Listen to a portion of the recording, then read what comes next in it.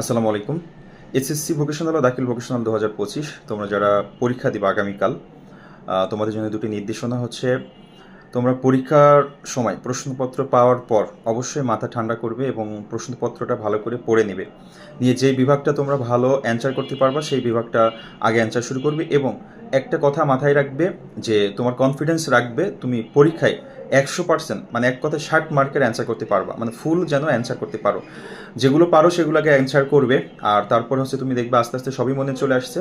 সেই পুরো 60 মার্কের অ্যান্সার করবা, না পারলেও নিজের মতো করে, যেহেতু বাংলা বানিয়ে লিখেও তুমি 60 মার্কের অ্যান্সার করে আসবা, যেন একটা প্রশ্ন ফাঁকা না রেখে আসো।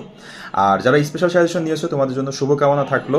প্রশ্ন যারা স্পেশাল সাজেশন বুঝে শুনে পড়েছো, আশা করি সাজেশনটা হচ্ছে কাজে লাগবে তোমাদের জন্য। সবার জন্য মন থেকে দোয়া রইলো।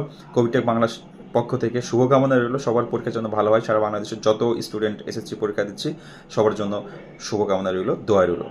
আল্লাহ হাফেজ।